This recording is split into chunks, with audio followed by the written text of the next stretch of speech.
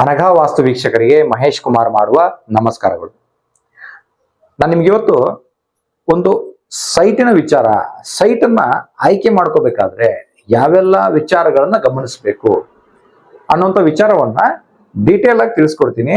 ವಿಡಿಯೋವನ್ನ ಸ್ಕಿಪ್ ಮಾಡದೆ ಪೂರ್ತಿಯಾಗಿ ನೋಡಿ, ನಿಮಗೆ ಸಾಕಷ್ಟು ವಿಚಾರ ತಿಳ್ಕೊಳ್ಳಿಕ್ಕಿದೆ. ಹೊಸದಾಗಿ ನಿವೇಶನ ಖರೀದಿ ಮಾಡಬೇಕಾದ್ರೆ, ಸೈಟ್ ಖರೀದಿ ಮಾಡಬೇಕಾದ್ರೆ ಏನೆಲ್ಲ ಮುತುವರ್ಜಿಗಳು ವಹಿಸಬೇಕು, ಇವೆಲ್ಲದೂ ನಿಮ್ಗೆ ಇವತ್ತಿನ ವಿಡಿಯೋದಲ್ಲಿ ಡೀಟೇಲ್ ಆಗಿ ಸಿಗುತ್ತೆ. ಓಂ ಅನಘಾಯ ನಮಃ. ಬನ್ನಿ ವಿಡಿಯೋ ಶುರು ಮಾಡೋಣ. ಯಾವುದೇ ಲೇಔಟ್ ಇರಲಿ, ನೀವು ಯಾವುದೇ ಲೇಔಟ್ ಅಲ್ಲಿ ತಗೋಬೇಕಾಗಿ ಬಂದಾಗ ಮೊದಲು ನೋಡ್ಬೇಕಾಗಿದ್ದೇನಂತಂದ್ರೆ ಆ ಸೈಟ್ ಅನ್ನ ಅವರು ಯಾವ ರೀತಿಯಾಗಿ ಮಾಡಿದ್ದಾರೆ ಅಂತಂದ್ರೆ, ಕೆಲವೊಂದು ಬಾರಿ ಈಗ ಒಂದು ಲೇಔಟ್ ಇರುತ್ತೆ, ಆ ಲೇಔಟ್ ಅಲ್ಲಿ ಇದು ರಸ್ತೆ ಅಂತಂದ್ರೆ ಸೈಟ್ ಗಳನ್ನ ಈ ತೀರಿ ವಕ್ರವಾಗಿ ಮಾಡ್ಬಿಟ್ಟಿರ್ತಾರೆ. ಈ ರೀತಿಯಾಗಿ ವಕ್ರವಾಗಿ ಮಾಡಿರ್ತಾರೆ. ಈ ರೀತಿಯಾಗಿ ಮಾಡಿದಾಗ ಆ ಡಿಗ್ರಿ ಏನಾಯ್ತು, ಈ ಮೂಲೆಗಳು ಯಾವುದು ಕೂಡ ಡಿಗ್ರಿಗೆ ಬರಲ್ಲ. ಡಿಗ್ರಿಗೆ ಬರದೇ ಇದ್ದಾಗ ಈ ಸೈಟ್ ಕೂಡ ಯೋಗ್ಯವಾದ ಸೈಟ್ ಅಲ್ಲ ಮನೆ ಕಟ್ಟೋದಕ್ಕೆ. ಹಾಗಾಗಿ ಈ ತರದ ಸೈಟ್ಗಳನ್ನ ಆಯ್ಕೆ ಮಾಡಿಕೊಳ್ಳಬೇಡಿ. ಇನ್ನು ಕೆಲವೊಮ್ಮೆ ಏನಾಗ್ಬಿಡುತ್ತೆ ಅಂತಂದ್ರೆ, ಸೈಟ್ಗಳು ಈ ರೀತಿಯಾಗಿ ಸ್ಕ್ವೇರ್ ಆಗಿಲ್ದೇನೆ ಯಾವ್ದಾದ್ರು ಒಂದು ಮೂಲೆ ಬೆಳೆದಿರುತ್ತೆ. ಈ ತರದ ಸೈಟ್ಗಳನ್ನು ಕೂಡ ಆಯ್ಕೆ ಮಾಡ್ಕೋಬೇಡಿ. ಯಾವುದೇ ಮೂಲೆ ಬೆಳೆದಿದ್ರು ಸಹಿತ ಅದನ್ನ ಆಯ್ಕೆ ಮಾಡ್ಕೋಬೇಡಿ. ನಮ್ಗೆ ಯಾವ ಮೂಲೆನೂ ಬೆಳೆದಿರುವಂತ ಸೈಟ್ಗಳು ಬೇಡ. ಕೆಲವೊಮ್ಮೆ ಏನಾಗಿರುತ್ತೆ, ಈ ರೀತಿಯಾಗಿರುತ್ತೆ, ಇಷ್ಟಕ್ಕೆ ನೀವು ದುಡ್ಡು ಕೊಟ್ಟು ತಗೋತೀರಾ, ನಿಮ್ಮ ದುಡ್ಡು ವೇಸ್ಟ್. ಜಾಗ ನೀವು ತಗೊಳ್ಳದೇ ಇದ್ರೂ ಪರವಾಗಿಲ್ಲ, ಈ ತರದ ಸೈಟ್ ತಗೋಬೇಡಿ. ಈ ಸ್ಥಳ ನಿಮ್ಗೆ ಉಪಯೋಗಕ್ಕೆ ಬರಲ್ಲ. ಉಪಯೋಗಕ್ಕೆ ಬರದೇ ಇರುವಂತದಕ್ಕೆ ಯಾಕೆ ದುಡ್ಡು ಕೊಟ್ಟು ತಗೋತೀರಾ? ಅವ್ರಿಗೆ ನೀವು ಹೇಳಿ, ನನಗೆ ಇದನ್ನಷ್ಟೇ ರಿಜಿಸ್ಟರ್ ಮಾಡ್ಕೊಡಿ, ನಾನು ತಗೋತೀನಿ, ಇದಕ್ಕಷ್ಟೇ ಪೇಮೆಂಟ್ ಮಾಡ್ತೀನಿ ಅಂತ. ಅಂತದಿದ್ರೆ ಮಾತ್ರ, ಅಂತಹ ಅವಕಾಶಗಳಿದ್ರೆ ಮಾತ್ರ ತಗೊಳ್ಳಿ. ಈ ಭಾಗವನ್ನ ನೀವು ಖರೀದಿ ಮಾಡಬೇಡಿ. ಅನವಶ್ಯಕ, ಅಪ್ರಯೋಜಕ ಅಂತ ಹೇಳ್ತೀನಿ ನಿಮ್ಗೆ. ಮತ್ತೆ ಕೆಲವೊಂದ್ಸಲ ಈ ಟ್ರ್ಯಾಂಗಲ್ ಶೇಪ್ ಅಲ್ಲಿ ಇರ್ತವೆ. ಉದಾಹರಣೆಗೆ ಈ ಮೂಲೆಯಲ್ಲಿ ಇರ್ತಕ್ಕಂಥ ಲಾಸ್ಟ್ ಸೈಟ್ ಇದು, ಈ ತರ ಸೈಟ್ಗಳನ್ನು ತಗೊಳಕ್ ಹೋಗ್ಬೇಡಿ. ಕೆಲವೊಮ್ಮೆ ಈ ಕಾರ್ನರ್ ಸೈಟ್ ಏನಾಗ್ಬಿಟ್ಟಿರ್ತಂದ್ರೆ, ಇಲ್ಲಿ ರಸ್ತೆ ಇರುತ್ತೆ, ಆ ರಸ್ತೆ ರೌಂಡ್ ಆಗಿರುತ್ತೆ. ಈ ಸೈಟು ಈ ತರ ರೌಂಡ್ ಮಾಡ್ಬಿಟ್ಟಿರ್ತಾರೆ. ಈ ತರ ರೌಂಡ್ ಆಗಿರುವಂತ ಕಾರ್ನರ್ ಅಲ್ಲಿ ಸೈಟ್ಗಳಿದ್ರೆ ಈ ಜಾಗನೂ ಅವ್ರು ಅದೇ ತರ ಮಾಡಿರ್ತಾರೆ. ನಿಮ್ಗೆ ರಿಜಿಸ್ಟರ್ ಆಗ್ಬೇಕಾದ್ರೂ ಅದೇ ತರ ಆಗುತ್ತೆ. ಆ ತರದ್ ತಗೋಬೇಡಿ. ಇಲ್ಲಿಂದ ಹಿಂದಕ್ಕಿದ್ದು ಅದೇನಾದ್ರೂ ರೆಕ್ಟಾಂಗಲ್ ಆಗಿದ್ರೆ, ಸ್ಕ್ವೇರ್ ಆಗಿದ್ರೆ ಮಾತ್ರ ತಗೊಳ್ಳಿ, ಇಲ್ಲಾಂದ್ರೆ ಆ ರೀತಿಯಾದ ಸೈಟ್ ಅನ್ನ ತಗೋಬೇಡಿ. ಮತ್ತೆ ಇನ್ನೊಂದು ಕೆಲವೊಂದು ಹೆಂಗಿರುತ್ತಂದ್ರೆ, ಈ ತರ ಇರುತ್ತೆ. ಈ ತರ ಇದ್ದಾಗ ತಗೋಬೇಡಿ. ಇಲ್ಲಿ ಕಟ್ ಮಾಡಿ ನಿಮ್ಗೆ ಇದಿಷ್ಟನ್ನೇ ರಿಜಿಸ್ಟರ್ ಮಾಡ್ಕೊಡ್ತಾರ ಅಂದ್ರೆ ಮಾತ್ರ ತಗೊಳ್ಳಿ. ಈ ತರ ಆಡ್ ಆಗಿರುವಂತದ್ದು, ಇದೊಂಥರ ಕ್ಯಾನ್ಸರ್ ಗಡ್ಡೆ ಇದ್ದಾಗೆ, ಆ ತರ ಆಡ್ ಆಗಿರ್ತಕ್ಕಂಥ ಸೈಟ್ಗಳನ್ನ ತಗೋಬೇಡಿ. ಆಮೇಲೆ ಕೆಲವೊಂದು ಎಲ್ ಶೇಪ್ ಅಲ್ಲಿ ಇರ್ತವೆ, ಈ ಭಾಗನೇ ಇರಲ್ಲ. ಈ ತರ ಇದ್ರೂ ಕೂಡ ಸೈಟ್ಗಳು ಅಷ್ಟೊಂದು ಯೋಗ್ಯ ಅಲ್ಲ ಅಂತ ತಗೊಳ್ಳೋದನ್ನ ಅವಾಯ್ಡ್ ಮಾಡಿ. ಮತ್ತೆ ತುಂಬಾ ಮುಖ್ಯ, ಸೈಟ್ ಆಯ್ಕೆ ಮಾಡ್ಬೇಕಾದ್ರೆ, ಹೊಸ ಸೈಟ್ ಅನ್ನ ಖರೀದಿ ಮಾಡ್ಬೇಕಾದ್ರೆ ತುಂಬಾ ಮುಖ್ಯವಾದದ್ದು ಏನಪ್ಪಾ ಅಂತಂದ್ರೆ, ಅದು ಡಿಗ್ರಿ ವಿಚಾರ ಬಂದಾಗ ನೀವು ಸೈಟಿನ ಮಧ್ಯಭಾಗದಲ್ಲಿ ನಿಂತ್ಕೋಬೇಕು. ಮಧ್ಯಭಾಗದಲ್ಲಿ ನಿಂತ್ಕೊಂಡು ನಿಮಗೆ ಏನಾದರೂ ರಸ್ತೆ ಪೂರ್ವಕ್ಕೆ ಇದ್ದಾಗ, ಪೂರ್ವ ದಿಕ್ಕಿಗೆ ರಸ್ತೆ ಇದ್ದಾಗ, ಇಲ್ಲಿಂದ ನೀವು ಕಂಪಾಸ್ ಅನ್ನ ನೋಡಿದಾಗ ಇದು 90 ಡಿಗ್ರಿ ಬರಬೇಕು. 90 ಡಿಗ್ರಿ ಬರ್ತಾ ಇಲ್ವಾ, plus or minus 8 degree add ಮಾಡ್ಕೊಳ್ಳಿ. 98 ಬರ್ಬೋದು ಅಥವಾ 82 ಬರ್ಬೋದು. ಈ ರೀತಿಯಾಗಿ ಒಂದು 8 ಡಿಗ್ರಿ ಆಸ್ಪಾಸಲ್ಲಿ ವ್ಯತ್ಯಾಸ ಇದ್ರೆ ನೀವು ಅದನ್ನ ಅಕ್ಸೆಪ್ಟ್ ಮಾಡಿ.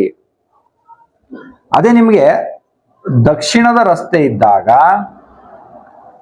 180 ಡಿಗ್ರಿ ದಕ್ಷಿಣ, 180 ಡಿಗ್ರಿ ದಕ್ಷಿಣ ಇದ್ದಾಗ ಅಕ್ಸೆಪ್ಟ್ ಮಾಡ್ಬೋದು. ಅದಕ್ಕೆ plus or minus 8 degree accept ಮಾಡ್ಬೋದು. ದಕ್ಷಿಣ ರಸ್ತೆ ಇದ್ದಾಗ 180 degree plus or minus 8 degree, ಅವಾಗ ನಿಮ್ಗೆ 188 ಡಿಗ್ರಿ ಆಯ್ತು ಅಥವಾ 172 ಡಿಗ್ರಿ ಆಯ್ತು. ಈ ತರ ಇದ್ದಾಗ ಕೂಡ ಅಕ್ಸೆಪ್ಟ್ ಮಾಡ್ಬೋದು, ಏನ್ ತೊಂದರೆ ಬರಲ್ಲ. ಅದನ್ನ ಅಡ್ಜಸ್ಟ್ ಮಾಡ್ಬೋದು ನಾವು. ಆಮೇಲೆ ಇದು ಕೂಡ ಇಲ್ಲಿ ಸೆಂಟ್ರಿಂದಾನೇ ನೋಡ್ಕೋಬೇಕು ನೀವು. ಮತ್ತೆ ವೆಸ್ಟ್ ಸೆಂಟ್ರಲ್ ನಿಂತು ನಿಮಗೆ ವೆಸ್ಟ್ ರಸ್ತೆ ಇದೆ ಅಂದ್ರೆ ಸೆಂಟ್ರಲ್ ನಿಂತು ನೋಡಿ ವೆಸ್ಟ್ ಕಡೆಗೆ, ಅದು 270 ಡಿಗ್ರಿ ಇದೆಯಾ ಅಂತ. ನೋಡಿ, ಈ ಡಿಗ್ರಿ ವಿಚಾರ ಬಂದಾಗ ಈಕ್ವಿನಾಕ್ಸ್ ವಿಚಾರಗಳನ್ನ, ಸಾಕಷ್ಟು ವಿಚಾರಗಳನ್ನ ನೀವು ತಿಳ್ಕೊಂಡಿರ್ತೀರಾ. ಸೂರ್ಯ ಹುಟ್ಟುವ ಮುಳುಗುವ ಒಂದು ವ್ಯವಸ್ಥೆ. ನಮ್ಮ ಮನೆಗೆ ಈ ಯುಗಾದಿ ಸಂದರ್ಭದಲ್ಲಿ ಸೂರ್ಯನು ಮೀನರಾಶಿಯಲ್ಲಿ ಇದ್ದು ಕರೆಕ್ಟಾಗಿ 90 ಡಿಗ್ರಿ ಹುಡ್ತಾನೆ ಅಂತ ನಾವು ನಿಮಗೆ ಸಾಕಷ್ಟು ಬಾರಿ ಹೇಳಿದ್ದೀವಿ. ಅದೇ ರೀತಿ ಮುಳುಗ್ತಾ ಇರುವಂಥ ಸೂರ್ಯವನ್ನು ದರ್ಶನವನ್ನು ನಿಮಗೆ ಮಾಡಿಸ್ತಾ ಇದ್ದೀನಿ ನೋಡಿ. ಎಕ್ಸಾಕ್ಟ್ 270 ಡಿಗ್ರಿ ಮನೆಯ ಮಧ್ಯದಲ್ಲಿ, ಅಂದರೆ ಇದು ಪೂರ್ವದ ಮನೆಯಾಗಿದ್ದು ಎಕ್ಸಾಕ್ಟ್ ಪಶ್ಚಿಮದಲ್ಲಿ ಸೂರ್ಯ ಮುಳುಗ್ತಾ ಇರುವಂಥದ್ದು. ಈ ರೀತಿಯಾಗಿ ನೀವು ಡಿಗ್ರಿ ಚೆಕ್ ಮಾಡ್ಕೋಬೇಕಂತಂದ್ರೆ ಆ ಸೂರ್ಯನ ನೋಡಿ ಡಿಗ್ರಿ ಚೆಕ್ ಮಾಡೋದಾದ್ರೆ ಇದು ಸುಸಂದರ್ಭ. ಇನ್ನು ಕಂಪಾಸಲ್ಲಿದೆ, ವ್ಯವಸ್ಥಿತವಾಗಿ ಡಿಜಿಟಲ್ ಆಗಿ ನೀವು ಯಾವ ರೀತಿಯಾಗಿ ಚೆಕ್ ಮಾಡ್ತೀರೋ ಯಾವಾಗ ಬೇಕಾದರೆ ಚೆಕ್ ಮಾಡ್ಕೋಬೋದು. ಈ ವಿಚಾರವನ್ನು ನಿಮಗೆ ತಿಳಿಸ್ಬೇಕಾಗಿತ್ತು. ಯುಗಾದಿಯಾಗಿ ಒಂದು 4-5 ದಿನ ಆಗಿದೆ ಅಷ್ಟೇ. ಈ ರೀತಿ ಯುಗಾದಿ ಆಸುಪಾಸಲ್ಲಿ ಅಥವಾ ಯುಗಾದಿ ನಂತರ ಮಾರ್ಚ್ 19ರಿಂದ ಮಾರ್ಚ್ 23 ತನಕ ನಿಮಗೆ ಈ ರೀತಿಯಾದ ಒಂದು ವ್ಯವಸ್ಥೆ ನೋಡೋದಕ್ಕೆ ಸಿಗುತ್ತೆ. ನಿಮ್ಮ ಸೂರ್ಯನ ನೋಡಿ ಏನಾದರೂ ಮಾರ್ಕಿಂಗ್ ಮಾಡ್ಕೊಳ್ಳೋದಾದ್ರೆ ಮನೆಯನ್ನ ನೀವು ಈ ಸಂದರ್ಭದಲ್ಲಿ ಮಾಡ್ಕೋಬಹುದು ಅಂತ ಹೇಳ್ತಾ, 270 ಡಿಗ್ರಿ ±8 ಡಿಗ್ರಿ ಇದ್ದಾಗ ಅದನ್ನ ಅಕ್ಸೆಪ್ಟ್ ಮಾಡ್ಕೊಳ್ಳಿ. 262 ಡಿಗ್ರಿ ಆಗಿರ್ಬೋದು, 278 ಡಿಗ್ರಿ ಕೂಡ ಆಗಿರಬಹುದು. ಅದನ್ನ ಅಕ್ಸೆಪ್ಟ್ ಮಾಡಬಹುದು. ಯಾವುದೇ ಒಂದು ಅದರಲ್ಲಿ ದೋಷ ಬರೋದಿಲ್ಲ. ಯಾಕಂದ್ರೆ ನಮ್ಮ ಭೂಮಿನೇ ಧ್ರುವ ನಕ್ಷತ್ರಕ್ಕೆ ಕನೆಕ್ಟ್ ಆಗಿ ಟಿಲ್ಟ್ ಆಗಿರುವಂಥದ್ದು. ಆ ಕಾರಣದಿಂದಾಗಿ ದಕ್ಷಿಣಾಯಣ ಮತ್ತು ಉತ್ತರಾಯಣದ ಒಂದು ವಿಚಾರ ಬರುತ್ತೆ. ದಕ್ಷಿಣಾಯಣದ ವಿಚಾರ ಬಂದಾಗ ಪೂರ್ವದ ಸೂರ್ಯ, ಪೂರ್ವದಲ್ಲಿ ಹುಟ್ಟಬೇಕಾಗಿರ್ತಕ್ಕಂಥ ಸೂರ್ಯ ದಕ್ಷಿಣಾಯಣ ಇದ್ದಾಗ ಸ್ವಲ್ಪ ಮಟ್ಟಿಗೆ ದಕ್ಷಿಣಕ್ಕೆ ವಾಲ್ತಾನೆ. ಅದೇ ರೀತಿ ಉತ್ತರಾಯಣ ಬಂದಾಗ ಸ್ವಲ್ಪ ಮಟ್ಟಿಗೆ ಉತ್ತರಕ್ಕೆ ವಾಲುವ ಕಾರಣಕ್ಕೆ 8 ಡಿಗ್ರಿ ಆಸುಪಾಸಲ್ಲಿ ವ್ಯತ್ಯಾಸ ಇದ್ರೆ ಅದನ್ನ ಅಕ್ಸೆಪ್ಟ್ ಮಾಡಬಹುದು. ತುಂಬಾ ಒಳ್ಳೆ ಏರಿಯಾ ಇದೆ, ತುಂಬಾ ಚೆನ್ನಾಗಿದೆ, 10 ಡಿಗ್ರಿ ಇದೆ, ಅವಾಗೂ ಅಕ್ಸೆಪ್ಟ್ ಮಾಡಿ, ಏನು ತೊಂದರೆ ಇಲ್ಲ. ಆದ್ರೆ ಇದು ಒಂದು ಥಂಬ್ ರೂಲ್ ನಿಮ್ಗೆ ಹೇಳ್ಕೊಡ್ತಾ ಇದ್ದೀನಿ. ತುಂಬಾ ಅತಿರೇಕ 20-25 ಡಿಗ್ರಿ ಕ್ರಾಸ್ ಇದ್ದಾಗ ನೀವು ಆ ಒಂದು ಸೈಟ್ ಅನ್ನ ಆಯ್ಕೆ ಮಾಡ್ಕೋಬೇಡಿ. ಅಂದ್ರೆ ನಿಮ್ಗೆ ಇವಾಗ ಹೊಸದಾಗಿ ಖರೀದಿ ಮಾಡ್ಬೇಕಾದ್ರೆ ನಿಮ್ಗೆ ಸಾಕಷ್ಟು ಆಪ್ಷನ್ ಇರುತ್ತೆ. ನಿಮ್ ಕೈಯಲ್ಲಿ ಸಾಕಷ್ಟು ಸೈಟ್ಗಳನ್ನ ಒಂದು ಆಪ್ಷನ್ ಇರುತ್ತೆ. ನೀವು ಹುಡ್ಕಾಡಿ ಓಡಾಡಿ ಲೇಔಟ್ಗಳಿಗೆ ವಿಸಿಟ್ ಮಾಡಿ ಅಲ್ಲಿ ಡಿಗ್ರಿಯನ್ನ ಚೆಕ್ ಮಾಡೋದು ನಾನು ತೋರಿಸ್ಕೊಡ್ತಾ ಇದ್ದೀನಿ. ಈ ರೀತಿಯಾಗಿ ಚೆಕ್ ಮಾಡ್ಕೊಂಡು ನೋಡ್ಕೊಂಡಾಗ ನಿಮ್ಗೆ ಐಡಿಯಾ ಬಂದ್ಬಿಡುತ್ತೆ, ಓಕೆ ಇದು ನಮ್ಗೆ ಸೂಕ್ತ ಇದೆ, ಇದು ನಮ್ಗೆ ಸೂಕ್ತ ಇಲ್ಲ ಅಂತ. ಇನ್ನೊಂದಂದ್ರೆ ಉತ್ತರಕ್ಕೆ, ಇಲ್ಲಿ ನೀವು ಮಧ್ಯದಲ್ಲಿ ನಿಂತು ಉತ್ತರದ ಕಡೆ ನೋಡಿದಾಗ ಇದು 0 ಡಿಗ್ರಿ ಇದ್ರೆ ಅದ್ಭುತವಾದ ಸೈಟು. ಅಕಸ್ಮಾತ್ ಇಲ್ಲಿ ಏನಾದ್ರು 8 ಡಿಗ್ರಿ ಪ್ಲಸ್ ಬರ್ತಾ ಇದೆ ಅಂದ್ರೂ ಕೂಡ ಅಕ್ಸೆಪ್ಟ್ ಮಾಡಿ, -8 ಡಿಗ್ರಿ ಬರ್ತಾ ಇದೆ ಅಂದ್ರೂ ಕೂಡ ಅಕ್ಸೆಪ್ಟ್ ಮಾಡಿ, ಏನು ತೊಂದರೆ ಇಲ್ಲ. ಇದನ್ನ ಕೂಡ ನಾವು ಅಕ್ಸೆಪ್ಟ್ ಮಾಡ್ಬೋದು. ಇದು ಉತ್ತರದ ರಸ್ತೆ ಇದ್ದಾಗ, ಓಕೆನಾ. ಎಲ್ಲಾ ದಿಕ್ಕುಗಳಲ್ಲಿ ರಸ್ತೆ ಇದ್ದಾಗ ನಾವು ಯಾವ ರೀತಿಯಾಗಿ ಸೈಟ್ ಅನ್ನ ಡಿಗ್ರಿ ನೋಡ್ಕೊಂಡು ಆಯ್ಕೆ ಮಾಡ್ಕೋಬೇಕು ಅಂತ ಹೇಳ್ಕೊಟ್ಟಿದ್ದೀನಿ. ಈ ಒಂದು ಸೈಟ್ ಅಲ್ಲಿ ಇನ್ನೊಂದು ವಿಚಾರ ಬರುತ್ತೆ. ಅದು ಏನಂತಂದ್ರೆ ಕಾರ್ನರ್ಗಳು. ಎಲ್ಲಾ ಕಾರ್ನರ್ಗಳು 90 ಡಿಗ್ರಿ ಇರಬೇಕು. ಅದನ್ನ ಚೆಕ್ ಮಾಡೋದು ಹೇಗೆ ಅಂತಂದ್ರೆ ನೀವು ಮೂಲೆ ಮಟ್ಟ ತಗೊಂಡು ಚೆಕ್ ಮಾಡ್ಬೋದು, ಒಂದು ಆಪ್ಷನ್.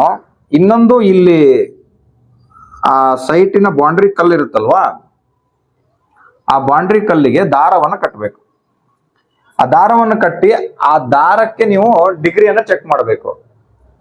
ಅವಾಗ ನಿಮ್ಗೆ ಇಲ್ಲಿ ಏನ್ ಡಿಗ್ರಿ ಬರ್ತಾ ಇದೆಯೋ ಆ ಡಿಗ್ರಿ ಎಲ್ಲಾ ಕಡೆ ನಿಮ್ಗೆ ಸಿಗ್ತಾ ಇದೆ ಅನ್ನೋದಾದ್ರೆ ಆ ಮೂಲೆಗಳು ಕರೆಕ್ಟ್ ಆಗಿದೆ ಅಂತ ಅರ್ಥ. ಮತ್ತೆ ಅದ್ರ ಜೊತೆಗೆ ಇದ್ರದ ಅಳತೆ ಕೂಡ ನೋಡ್ಕೋಬೇಕು. ಈ ಅಳತೆ ಎಲ್ಲ ಮ್ಯಾಚ್ ಆಗ್ಬೇಕು. ಅಂದ್ರೆ ಕೆಲವೊಮ್ಮೆ ಇದು 30 ಇದ್ರೆ ಇದು 30 ಇರಬೇಕು, ಇದು 40 ಇದ್ರೆ ಇದು ಕೂಡ 40 ಇರಬೇಕು. ಈ ರೀತಿಯಾಗಿ ನೀವು ಪ್ರತಿಯೊಂದನ್ನು ಚೆಕ್ ಮಾಡಬೇಕು ವಿತ್ ಅಳತೆ. ಒಂದು ಸೈಟ್ಗೆ ಹೋದ್ರೆ ನೀವು ಅಳತೆ, ಮೂಲೆ ಮಟ್ಟ, ಡಿಗ್ರಿ, ರಸ್ತೆ ಯಾವ ಕಡೆ ಇದೆ, ಇವೆಲ್ಲ ವಿಚಾರಗಳನ್ನ ಚೆಕ್ ಮಾಡಿನೇ ಆಯ್ಕೆ ಮಾಡ್ಕೊಳ್ಳಿ. ಸೈಟ್ ಆಯ್ಕೆಯಲ್ಲಿ ನೀವು ಗೆದ್ದು ಬಿಟ್ರೆ ನೀವು 50% ವಿನ್ ಆದ್ರಿ ಅಂತ ಅರ್ಥ. ಒಂದು ಒಳ್ಳೆ ಸೈಟ್ ಅನ್ನ, ಒಂದು ಒಳ್ಳೆ ಡಿಗ್ರಿ ಇರೋ ಸೈಟ್ ಅನ್ನ ನೀವು ಖರೀದಿ ಮಾಡಿದ್ದೆ ಆದ್ರೆ ನೀವು ಆಲ್ರೆಡಿ ಗೆದ್ಬಿಟ್ಟಿದ್ದೀರಾ. ಇನ್ನು ನೀವು ವಾಸ್ತು ಕರೆಕ್ಟ್ ಆಗಿ ಹೇಳುವಂತ ಒಂದು ವ್ಯಕ್ತಿನ ತಗೊಂಡು ಹುಡುಕಿ ಆ ವ್ಯಕ್ತಿ ಹತ್ರ ಹೋಗಿ ನೀವು ಒಂದು ವಾಸ್ತು ಪ್ಲಾನ್ ಅನ್ನ ಮಾಡ್ಕೋಬೇಕಾಗಿರೋದು ಒಂದೇ ಬಾಕಿ. ನೀವು ಸಾಕಷ್ಟು ಜನರನ್ನ ನೋಡ್ತಾ ಇದ್ದೀರಾ, ಯಾರು ಜೆನ್ಯೂನ್ ಆಗಿ ನಿಮ್ಗೆ ಹೇಳ್ತಾ ಇದಾರೆ, ಯಾರು ಕರೆಕ್ಟ್ ಆದ ಮಾಹಿತಿಯನ್ನು ಕೊಡ್ತಾ ಇದಾರೆ, ಅವ್ರನ್ನ ಆಯ್ಕೆ ಮಾಡಿಕೊಂಡು ಪ್ಲಾನಿಂಗ್ ಮಾಡಿಸ್ಕೋಬೇಕಾದ್ರೆ ಯಾವುದೇ ರೀತಿ ಕಂಜೂಸ್ತನ ಮಾಡಬೇಡಿ. ಬಂಗಾರಕ್ಕೂ ಕಾಗೆ ಬಂಗಾರಕ್ಕೂ ವ್ಯತ್ಯಾಸ ಇದೆ. ನೀವು ಯಾವ ರೀತಿಯ ದುಡ್ಡು ಕೊಡ್ತೀರಾ ಆ ರೀತಿಯ ಪ್ರಾಡಕ್ಟ್ ಸಿಗುತ್ತೆ. ವಾಸ್ತುನವ್ರು ಮಾಡಿಕೊಟ್ಟಿರುವಂತ ಪ್ಲಾನ್ಗಳೇ ನಮ್ಮ ಹತ್ರ ಬರ್ತಾ ಇದಾವೆ, ಅವನ್ನ ನಾವು ತಿದ್ದಿ ಕೊಡ್ತಾ ಇದೀವಿ. ಸಾಕಷ್ಟು ಜನ ಪ್ಲಾನಿಂಗ್ ಮಾಡಿಕೊಂಡು ಕೆಲವೊಬ್ರು ಇಂಜಿನಿಯರ್ ಹತ್ರ ಮಾಡ್ಕೊಂಡಿರ್ತಾರೆ, ಕೆಲವೊಬ್ರು ಮನೆ ಕಟ್ಟಕ್ ಶುರು ಮಾಡ್ತಾರೆ, ಅವಾಗ ಫೋನ್ ಮಾಡ್ತಾರೆ ನಮ್ಗೇನೋ ಡೌಟ್ ಬರ್ತಾ ಇದೆ ಅಂತ. ಅದಕ್ಕೆ ನೀವು ಹೊಸದಾಗಿ ಕಟ್ತಾ ಇದ್ದೀರಾ ಅಂದ್ರೆ ಕುಲಂಕುಷವಾಗಿ ಪರಿಶೀಲನೆ ಮಾಡ್ಕೊಳ್ಳಿ, ಕಂಜೂಸ್ತನ ಮಾಡಬೇಡಿ. ನೀವು ಇವಾಗ ಕಂಜೂಸ್ತನ ಮಾಡಿದ್ರೆ ನಾಳೆ ಜಾಸ್ತಿ ಖರ್ಚು ಮಾಡ್ಬೇಕಾಗುತ್ತೆ. ಅದೊಂದೇ ಇರೋದು. ಬಜೆಟ್ ಇಟ್ಕೊಳ್ಳಿ ನೀವು. ಬಜೆಟ್ ಎಲ್ಲದಕ್ಕೂ ಇರುತ್ತೆ ನಿಮ್ಮ ಹತ್ರ. ಟೈಲ್ಸಿಗಿರುತ್ತೆ, ಗ್ರಾನೈಟಿಗಿರುತ್ತೆ, ಮನೆಯಲ್ಲಿ ವಾರ್ಡ್ರೋಬ್ಗಳಿಗಿರುತ್ತೆ, ಟಾಯ್ಲೆಟ್ಗಳಿಗಿರುತ್ತೆ, ಪೇಂಟಿಂಗ್ ಕೆಲಸಕ್ಕಿರುತ್ತೆ. ಪ್ರತಿಯೊಂದಕ್ಕೂ ನೀವು ಬಜೆಟ್ ಇಟ್ಕೋತೀರಾ. ವಾಸ್ತುಗೆ ಯಾಕೆ ಬಜೆಟ್ ಇಟ್ಕೊಳ್ಳಲ್ಲ? ವಾಸ್ತುಗಂತ ಒಂದು ಬಜೆಟ್ ಅನ್ನ ಎತ್ತಿಟ್ಕೊಳ್ಳಿ.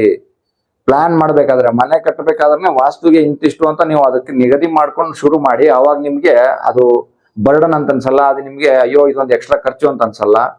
ಮತ್ತೆ 10 ಜನರ ಹಿಂದೆ ಹೋಗ್ಬಿಡಿ, ಯಾರೋ ಒಬ್ಬರನ್ನ ಆಯ್ಕೆ ಮಾಡ್ಕೊಳ್ಳಿ. ಕರೆಕ್ಟಾಗಿ ವಿಡಿಯೋಸ್ ಅನ್ನು ನೋಡಿ. ನಮ್ಮ ವಿಡಿಯೋದಲ್ಲಿ ನಾವು ಸಾಕಷ್ಟು ಡೀಟೇಲ್ ಆಗಿ ಎಲ್ಲ ವಿಚಾರಗಳನ್ನ ಕೊಟ್ಬಿಟ್ಟಿದೀವಿ. ಆ ಪ್ರತಿಯೊಂದು ವಿಡಿಯೋಗಳನ್ನ ಅಬ್ಸರ್ವ್ ಮಾಡಿ, ಅದರಲ್ಲಿ ಏನೇನು ಮಾಹಿತಿ ಕೊಟ್ಟಿದ್ದೀವಿ ಅವೆಲ್ಲವನ್ನ ನಾವು ನಮ್ಮ ಪ್ಲಾನ್ ಅಲ್ಲಿ ನಿಮಗೆ ಅನ್ವಯ ಆಗುವಂತೆ ಮಾಡಿಕೊಡ್ತೀವಿ. ಆ ಜವಾಬ್ದಾರಿ ನಮ್ದು. ನಿಮಗೆ ಮನೆ ಪ್ಲಾನ್ ಬೇಕಾಗಿದ್ರೆ ಅದು ಡುಪ್ಲೆಕ್ಸ್ ಆಗಿರ್ಲಿ, ಫ್ಲೋರ್ ಪ್ಲಾನ್ ಆಗಿರ್ಲಿ, ಬಾಡಿಗೆ ಮನೆಯ ಪ್ಲಾನ್ ಆಗಿರ್ಲಿ, ಯಾವುದೇ ರೀತಿಯಾದ ಪ್ಲಾನ್ ಅನ್ನ ನೀವು ಅಪೇಕ್ಷೆ ಪಡ್ತಾ ಇದ್ರೆ ನಮ್ಮನ್ನ ಸಂಪರ್ಕ ಮಾಡಿ. ನಿಮಗೆ ವಾಸ್ತು ಅನುಕೂಲ ರೀತಿಯಲ್ಲಿ ಒಂದು ಒಳ್ಳೆ ಪ್ಲಾನ್ ಅನ್ನ ಹಾಕಿ ಕೊಡ್ತಕ್ಕಂತಹ ಜವಾಬ್ದಾರಿ ನಮ್ದು ಅಂತ ಹೇಳ್ತಾ ಇವತ್ತಿನ ಈ ವಿಡಿಯೋನ ಮುಗಿಸ್ತಾ ಇದ್ದೀನಿ. ನಮ್ಮ ಚಾನಲ್ ಅನ್ನ ಶೇರ್ ಮಾಡಿ, ಸಬ್ಸ್ಕ್ರೈಬ್ ಮಾಡಿ. ನಿಮ್ಮ ಆಶೀರ್ವಾದ ಹೀಗೆ ಅನಗ ವಾಸ್ತು ಮೇಲೆ ಇರ್ಲಿ ಅಂತ ಕೇಳ್ಕೊತೀನಿ. ಇನ್ನೊಂದು ಇಂಪಾರ್ಟೆಂಟ್ ವಿಚಾರದೊಂದಿಗೆ ಮುಂದಿನ ವಿಡಿಯೋದಲ್ಲಿ ಸಿಗ್ತೀನಿ ಅಂತ ಹೇಳ್ತಾ ನಮಸ್ಕಾರ, ಧನ್ಯವಾದಗಳು.